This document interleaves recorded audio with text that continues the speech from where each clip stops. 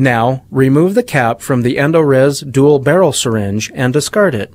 Attach and lock a clear mixing tip onto the dual barrel syringe. Express a small amount of the resin sealer to confirm that both chemicals are flowing.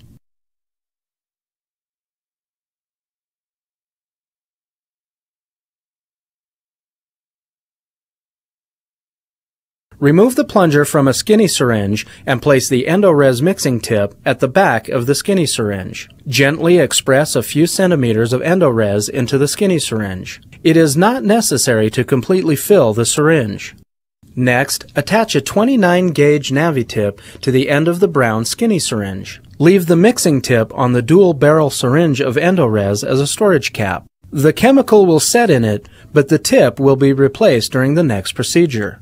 In order to reach the appropriate length in the canal, the color of Navi tip chosen should match the color of ReadyPack used when instrumenting the canal.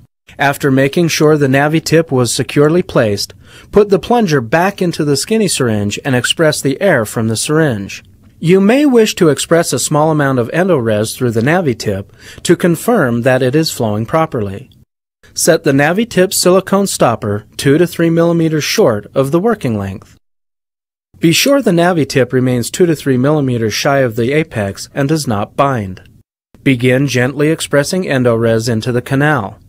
Do not force the material out. Keep the tip of the Navi tip buried in Endo-Eze as you backfill the canal to eliminate the formation of air bubbles or voids as the canal fills. Caution! Do not deliver Endo-Eze into the canal if the Navi tip fit is tight. Doing so may express Endo-Eze beyond the apex. If Endo-Eze is not flowing up the canal around the Navi tip, stop delivering and check to see if the tip is clogged or that material is not being expressed past the apex. Do not use excessive force on the skinny syringe plunger to express material, as this may push material past the apex. Stop filling the canal about 1 millimeter short of the canal orifice. There is no need to fill the pulp chamber with sealer, as cleanup will be more difficult. At this point, you have up to 15 minutes of working time before the Endo-Eze begins to polymerize. Place your pre-fitted Endo-Eze master cone back into the canal and set it to the working length. If necessary, use an X-ray to confirm that the Endo-Eze point has been fully seated at the apex.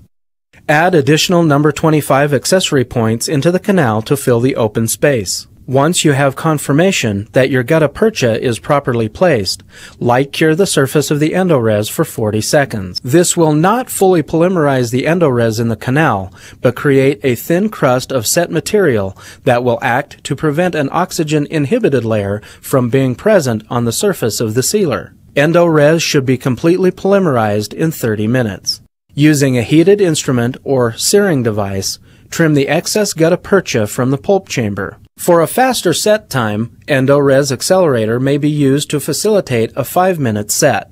Endo-Eze accelerator is an ideal way to move directly from obturation to a post-placement procedure without having to schedule a second appointment with your patient. When using Endo-Eze accelerator, omit light curing the material and follow the subsequent steps. Please note that Endo-Eze accelerator can be applied using either a pre-measured master cone or accessory points. Using cotton forceps, place an Endo-Eze gutta percha point into the chemical. Please note, if you use accelerator on the master Endo-Eze point, you will need to move quickly for radiographic confirmation, as the accelerator will cause the Endo-Eze to polymerize in less than 5 minutes. When using accessory points, use a minimum of 2 to 3 points to assure a rapid and complete set. Once you have placed all of the gutta percha points that you desire, replace the cap on the Endo-Eze accelerator vial and dispose of the vial. After 5 minutes have elapsed, test the set of the sealer, then use a heated instrument or searing device to trim the excess gutta percha. When trimming the gutta percha, take care that you don't inadvertently dislodge the cones from the canal.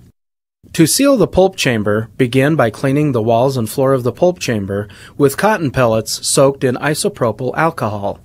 After the Endo-Eze has set, sealing the floor of the pulp chamber is important to prevent coronal